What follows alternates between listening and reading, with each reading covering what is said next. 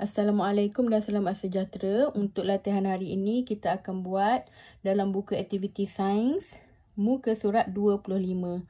Okey, mari kelaskan rasa. Kelaskan objek berikut mengikut ciri yang dikenal pasti menggunakan deria rasa. Okey, apa yang dia minta kat sini adalah rasa manis dan masam. Okey, kita akan tengok satu persatu. Gula-gula rasanya ini yang awak suka makan. Gula-gula rasanya manis. Limau. Dah guna. Potong dulu. Yang kedua, limau rasanya. Betul. Salah, limau. Yang ketiga, madu rasanya. Manis. Madu, manis. Yang keempat, tembikai rasanya masam atau manis? Tembikai rasanya manis. Yang seterusnya, asam gelugur. Ini biasa mak awak guna dalam masakan. Apa rasanya? Masam. Dan namanya asam mestilah masam. Asam gelugur. Untuk aiskrim, mangga muda dan cuka. Cuba buat sendiri ya. Lengkapkan tempat kosong. Selesai untuk latihan yang pertama. Seterusnya muka surat 26. Muka surat 26. Sepatutnya kita buat ni dalam kelas. Awak akan berpasangan dengan kawan awak. Tapi sekarang ni kita tak boleh nak sekolah. Kita tengok je apa yang ada. Murid A akan ditutup mata dan diberikan makanan untuk diuji.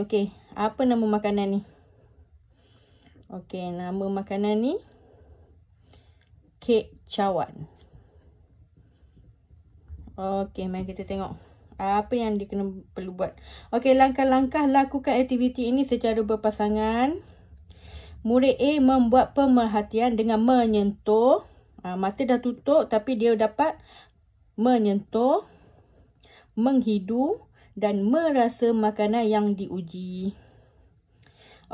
Manakala murid B pula, dia perlu mencatatkan maklumat tersebut tanpa melihat. Tanpa melihat makanan tersebut di dalam kad seperti di bawah. Tengok satu persatu. Apakah rasa kek cawan ni? Ini yang awak selalu makan. Awak suka makan ni. Rasa dia mestilah manis. Bila rasanya manis, awak boleh sentuh. Macam mana rasa sentuhan kek cawan ni? Sentuh dia mestilah rasa lembut. Kalau keras, awak suka tak makan kek yang keras? Tak ada ya. Kek biasanya lembut. Bau pula. Bau. Macam mana bau kek? Kalau kek biasanya baunya harum. Sebab itulah awak suka makan. Nama makanan ini ialah apa tadi? Kek cawan ataupun muffin. Boleh, dua-dua boleh guna. Dengan menggunakan kad rekod, kena pasti jenis makanan yang diuji. Semak makanan sebenar dengan melihat makanan yang diuji. Lepas murid B dah tulis semua, barulah dia boleh tengok betul tak apa yang digambarkan oleh murid A yang tutup mata tadi ni. Selesai aktiviti yang kedua. Muka surat yang seterusnya, muka surat 27. Gunakan deria sepenuhnya. Apa yang awak perlu buat? Warnakan kotak deria yang boleh digunakan dalam situasi yang berikut. Baiklah, awak tengok bawah sekali. Dia ada jawab. Jawapan murid boleh lebih Okey, boleh lebih dari satu. Okey, kita akan tengok satu persatu. Okey, situasi dalam gelap. Situasi dalam gelap. Okey, deria yang digunakan. Kalau dalam gelap biasanya awak akan guna deria. Okey, deria penglihatan. Awak akan guna deria pendengaran tak? Okey, deria pendengaran awak tak guna. Deria bau pun tak guna. Okey, deria sentuhan. Macam mana awak guna deria sentuhan dalam gelap? Okey, macam mana awak guna adalah awak akan sentuh. Awak akan meraba mana meja, mana katil. Itu deria sentuhan. Okey, jadi apa yang awak perlu warnakan? Dua sahajalah. Deria penglihatan, deria sentuhan. Okey, situasi yang kedua. Saya tidak boleh menghidung makanan ini kerana selsema. Okey, deria yang pertama, deria penglihatan. Guna tak? Okey, tak guna. Okey, yang kedua, deria rasa. Okey, bila awak selsema, awak akan tak dapat rasa. Okey, warnakan deria rasa. Yang kedua, deria bau. Okey, kalau selsema pun awak tak dapat menghidung. Ini tidak dapat menghidung makanan. Okey, maksudnya deria bau. Yang seterusnya deria sentuhan. Guna tak? Okey, tak guna. Jadi dua sahaja. Okey, selesai latihan yang ketiga. Okey, baiklah, muka surat 28. Alat bantu. Okey, tengok apakah situasi di bawah. Alia tidak dapat melihat objek jauh dengan jelas. Ibunya, Puan Fatimah, membawa Alia berjumpa dengan doktor mata. Okey, situasi dia macam mana? Alia ni tak nampak. Okey, bagaimanakah keadaan mata anak saya, doktor?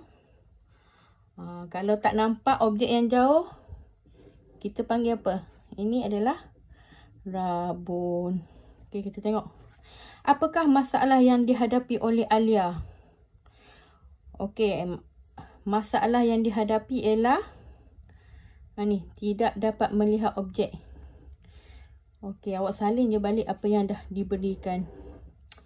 Tidak dapat melihat objek jauh dengan jelas. Itu masalah Alia.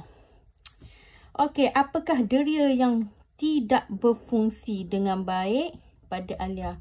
Okey, kalau masalah mata itu adalah deria apa? Deria penglihatan.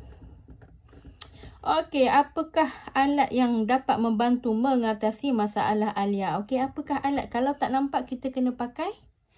Jawapan dia ada pada doktor. Kalau tak nampak, kita kena pakai. Kena pakai apa? Okey, kacamata. Itulah penyelesaian. Okey, alat bantu yang dapat membantu Alia untuk melihat dengan lebih jelas. Perlu pakai kacamata. Okey, sekian sahaja latihan untuk hari ini. Okey, selamat menjawab semua. Terima kasih.